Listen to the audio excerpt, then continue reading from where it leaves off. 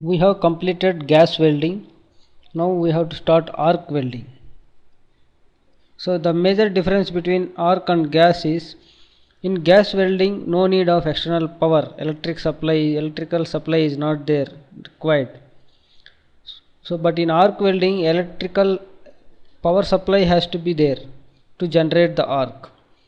So in gas welding we generate heat for joining of two metal plates with the help of gases sent from the cylinders.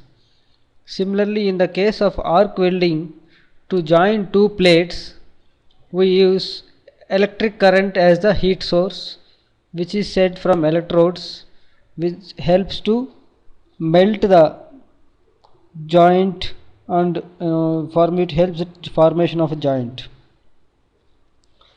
That is arc welding. In arc welding again there are few types. Arc welding power supply is used as heat source joint formation. So if there is no electrical power supply you can't do arc welding. There are different types of arc welding. First one is TIG or tungsten arc welding. TIG means tungsten inert gas welding, or gas tungsten arc welding, or argon arc welding. So different names. Here the electrode is, which non-consumable electrode is used. Non-consumable electrode is used. So it is like simple layout. I will just draw arc welding. Looks like this. This is workpiece and anode and cathode. This is electrode. Here the arc will generate between anode and cathode. When you send the power supply, the distance between anode and cathode is closer, so at some point of time electric spark will generate. Because of that, heat energy will develop.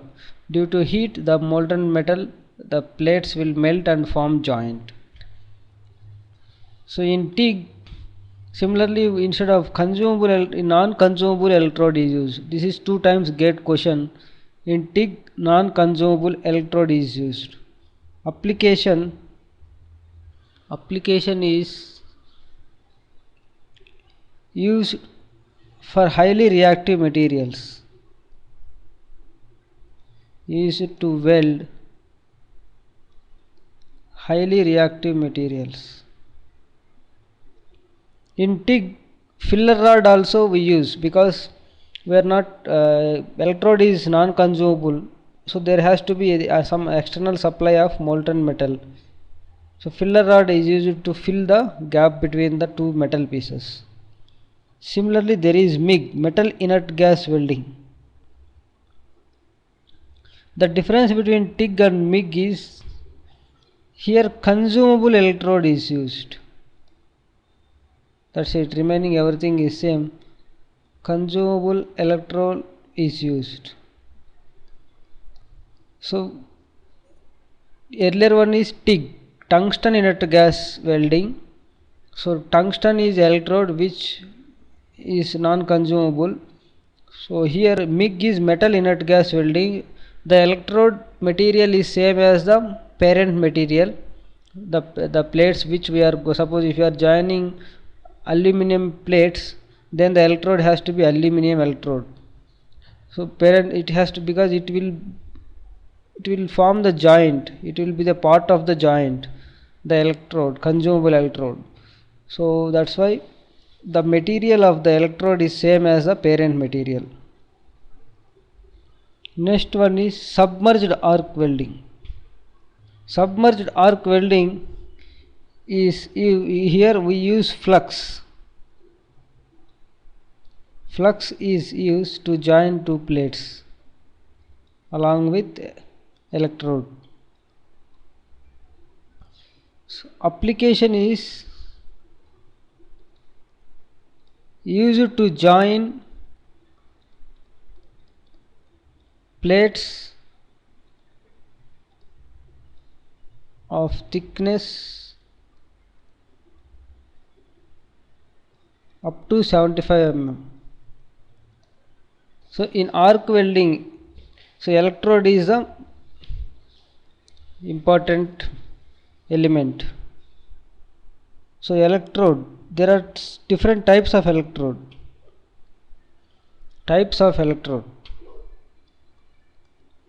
Consumable electrode, it melts and supplies molten metal to the weld bead. So consumable electrode, it melts and supplies molten metal to the joint.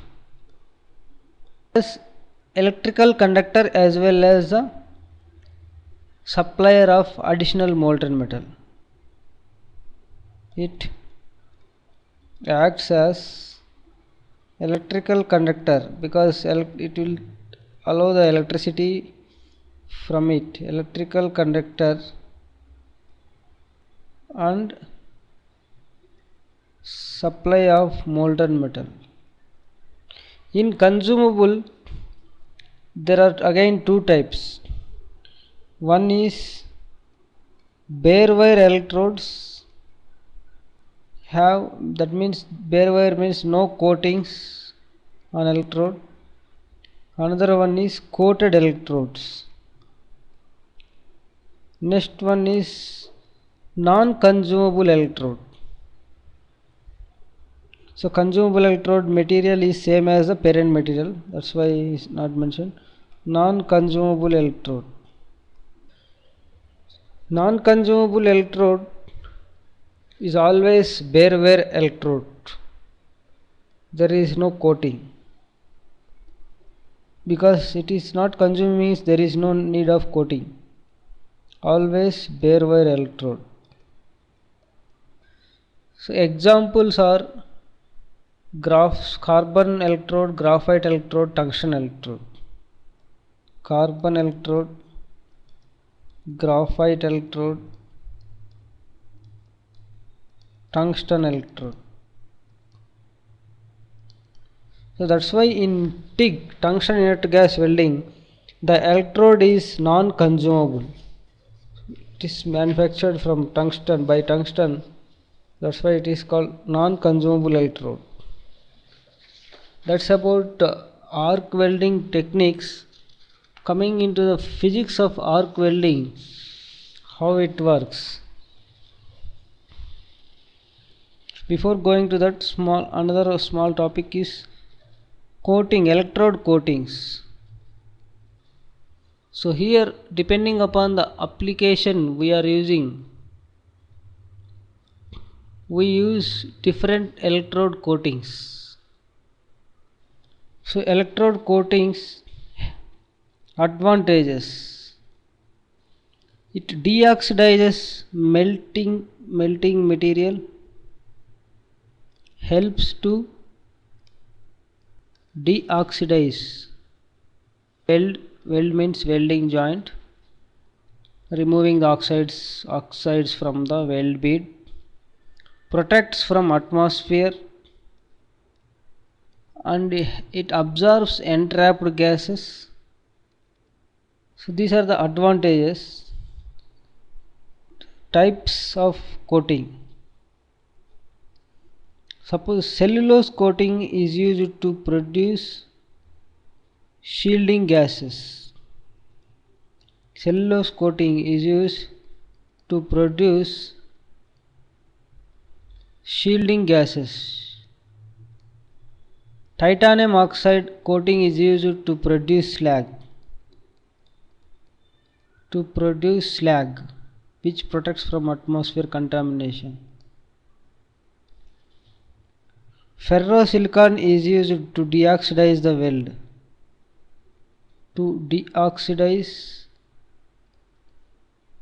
weld. These are the major coating components in arc welding. Into the formulas in arc welding, heat generated, we are sending power supply of current I, heat generated equal to Q equal to I square RT. Heat dissipation HA delta T. Duty cycle,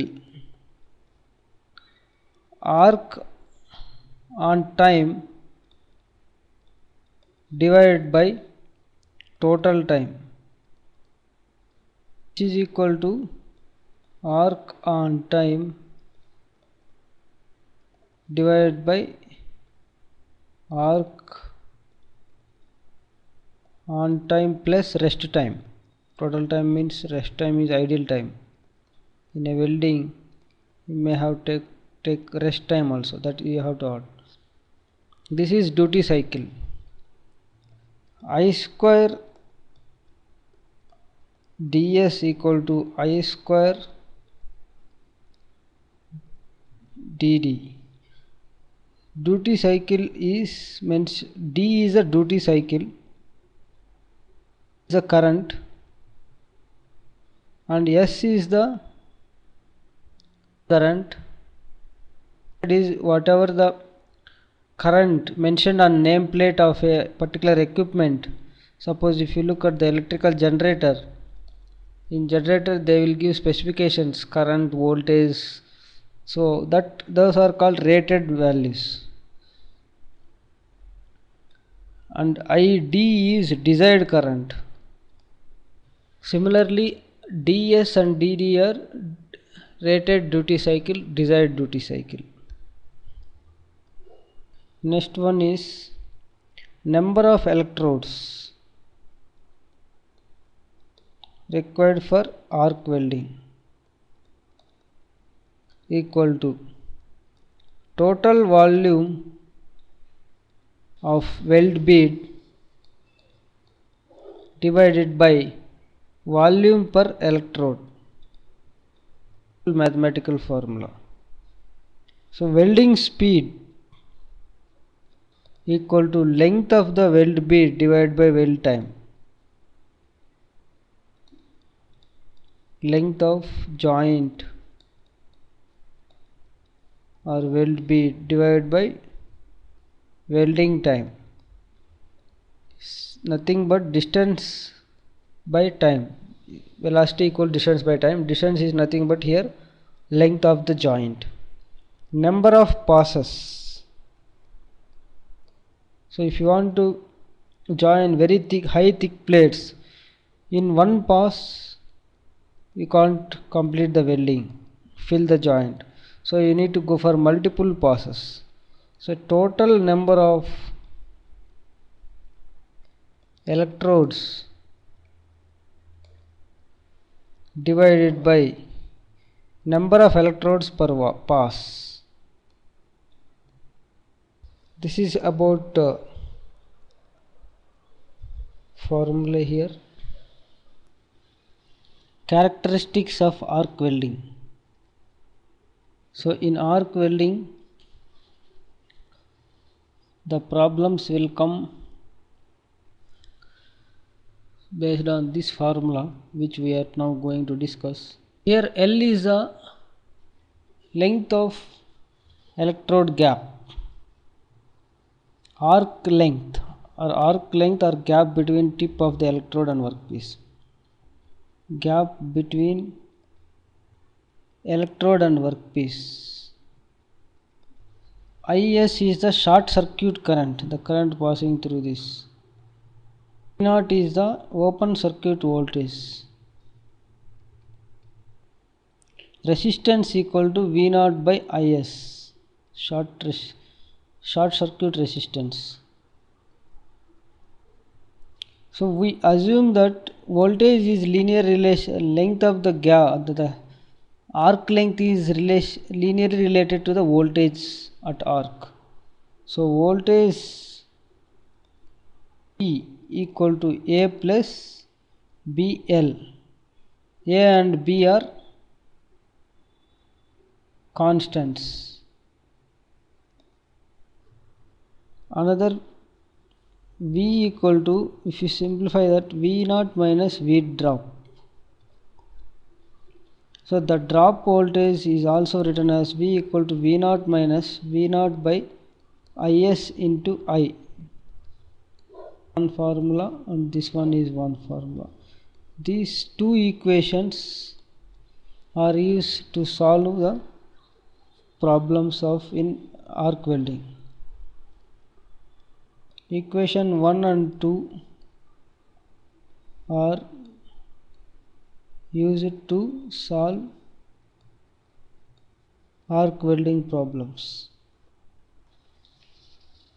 Next is non-fusion welding, which is